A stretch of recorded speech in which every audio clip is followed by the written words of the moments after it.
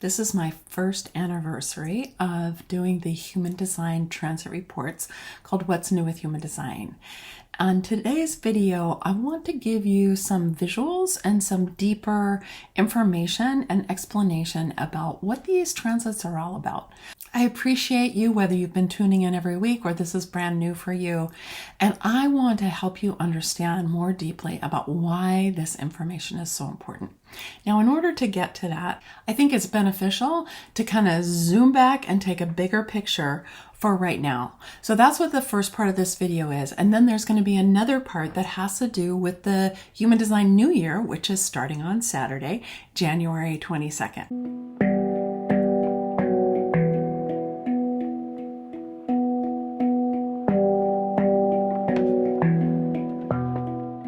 The easiest way to understand about the transits is to take a look at the Human Design Mandala.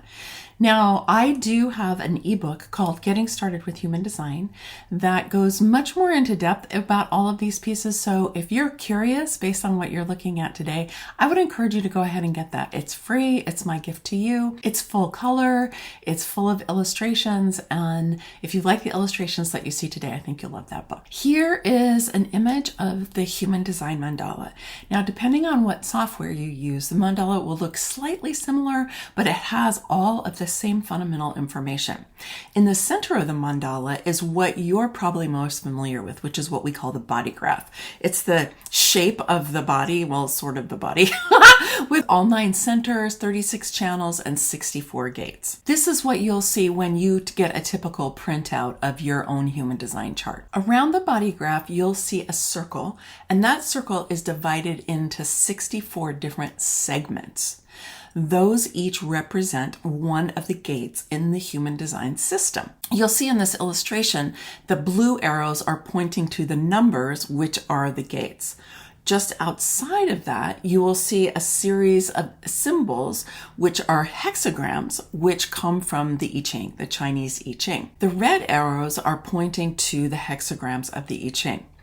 There is a correlation between the hexagram of the I Ching and the human design gate, but it's not exactly the same interpretation of that energy. The numbers you see on the gates correspond to the numbers that you see inside on the body graph. And just to reiterate, everything on the body graph is always in the same place. The centers are in the same place, the channels are in the same place, the gates, i.e. the numbers, are always in the same place. What changes is what's colored in on the body graph. What changes is where the planets are in those 64 gates on the mandala. Now, if a planet is in one of those gates, then we say it's defined, which means it'll be colored in on the body graph. Sometimes there's more than one planet showing up in the mandala, but many gates often are open or empty or white. And so on the body graph, they won't be colored in. When 2 gates meet each other, they form a channel. When there's a channel, then the 2 centers that are connected by the channel get colored in also. So the gates, and then the channel, and then the centers will all get colored in, and that means that they're all defined. What that means for you is that you are going to have ready, reliable, ongoing access to the energies that are colored in on your chart. And the parts of the chart that are white, you're going to have a variable relationship to those energies. I can assure you've experienced all of those energies many times throughout your life because you pick them up from other people and amplify them and then you feel them.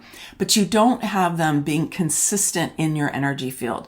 What's more consistent are the parts of your chart that are colored in. Depending what kind of software you get your chart from, you'll see this information represented somewhat differently. The body graph is always in the middle. Sometimes the numbers are on either side. Sometimes they're together on one side of the body graph, but it's all the same information and it's all pulled from the human design mandala and then represented in these lines of planets and the lines of the gates, which is the numbers. It's all the same information, just represented differently. Now, when it comes to the transits, when you look at the mandala, all the planets move counterclockwise around the mandala. So all of the planets are moving. They move at very different rates, just like they do in astrology, right? Now, the sun and the earth always move together. And that's what my transit reports are focusing on primarily, are where the sun and the earth are. The sun and the earth move together, and they move approximately every 5 to 6 days through each of the gates all the way around during the course of the year. I created an image for you to be able to see how that actually works.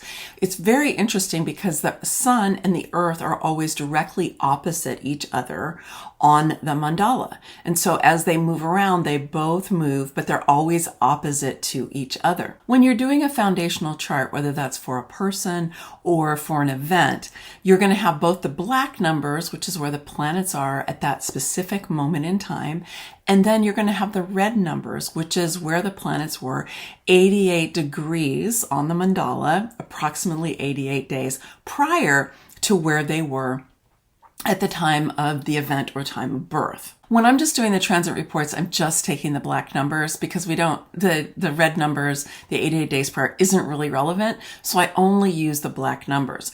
But I wanted to just show you here this representation so that you can see what an incarnation cross looks like based on where the moment of birth, the sun and the earth, right, are opposite each other. And that's what we call the conscious sun and earth, okay, represented here by C sun and C earth. But then approximately a quarter turn around that is where you're going to get the unconscious sun and the unconscious earth. And you can see here that it creates the cross on the mandala.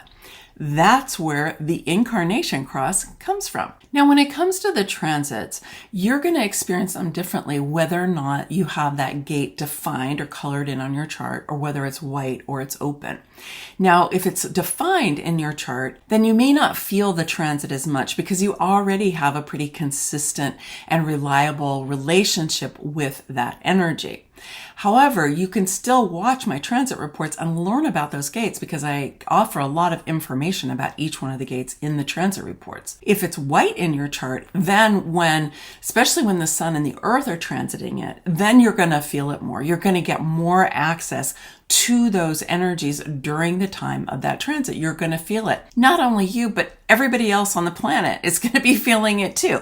So all of us are going to be experiencing that, but we're going to experience it differently depending on whether it's defined or it's open in our chart. Now, another thing I just want to put in here, and this has been my experience, is that even if something is colored in on your chart, when the sun is transiting that energy, let's say that you know that you're kind of disconnected from or not feeling fully empowered around that particular gate, that particular energy. It's a good time for you to try to change your relationship to it into the higher expression or the more awakened expression. As I share my transit reports, I talk about the different ways that you can be experiencing those energies. And typically there's 3 different ways. There's the awakened expression, which means that you are identifying with the kind of the highest expression, the most empowered expression of that energy. Then there's the shadow, which is where you're really exhibiting a kind of power over. This can totally be unconscious, but you're trying to control the situation. You may even be trying to manipulate a situation. Maybe it's related to another person, something that's going on at work. It could be a lot of different things. But the point here is you're exhibiting some power over. And most of us don't really like to acknowledge that we're doing that. And that's partly why it's in shadow, because we're not really acknowledging it. Then the other is the disempowered aspect, which is where either you've rejected that energy because you've been subjected to the kind of shadow aspect from other people, or you just feel disconnected from it and you don't feel like you have access to the power of that energy. In my transit reports, I focus primarily on the sun and the earth. These are, according to the story of human design, the most significant gates in your chart. That's why that incarnation cross that has to do with your conscious sun, your conscious earth, your unconscious sun, and your unconscious earth. That's what makes up your incarnation cross and why the incarnation cross is a very significant part of your chart. According to human design, where your sun is the most significant gate. It's about 70% of the energy of your chart. I just have to say that I personally don't really feel that way. And I have done readings for a few people who did not have that kind of relationship with their sun energy. But I think it's true for most people, and it's definitely worth checking out for you. Now, your earth is what grounds you. It's what helps us feel connected to material reality, to our body, our embodiment, to our experience here as humanity here on the earth. Whereas the sun is really about that energy that we shine out into the world. It's like your sun sign in astrology. But just like in astrology, your sun sign is only part of a much more complex system that shows you many different aspects of yourself when you really get into it. Same thing is true in human design, where your sun is significant, but it's just one part of a much more complex system that it behooves you to get to know more about it. But when we're talking about the transits, where the sun is very significant, because that's kind of the energy that's being beamed down at us with the most energy, right? With the most power. And so knowing where the sun is really helps us to have an understanding of what's going on in the celestial weather, as it were. And the earth is really important because it grounds us. It's just like in life. When we're ungrounded, when we're scattered, when we're confused, when we're overwhelmed, when we're dissociated, when we're out of our bodies and all of that, then we don't do very well in our lives, right? We do much better when we are in our bodies, we're grounded in the earth, we're really centered in our own power, right? And when we do that, then the brilliance of our own sun can really shine out. But when we're in that other kind of a state, we don't shine very well. We're not very brilliant. We're not very radiant. So when we can really get in touch with what's going on with the earth, then we can access the power of the sun. This is true for you in your own individual chart, and this is true for all of us as the sun and the earth move around the human design mandala. Each week in my transit reports, I talk about the individual meanings of the specific gates. I also talk about what it means if the sun is lighting up versus whether the earth is lighting up. And then I also talk about the dynamic that's happening between the sun and the earth. I typically talk about what centers they're in and also what circuits they're in, because all of this information gives us much more dimensionality to understanding what does this actually mean for us in our lives. My purpose in doing these reports is to help human design be real for you in your life, for you to be able to take this information and start to apply it and to see, what works for you and what doesn't.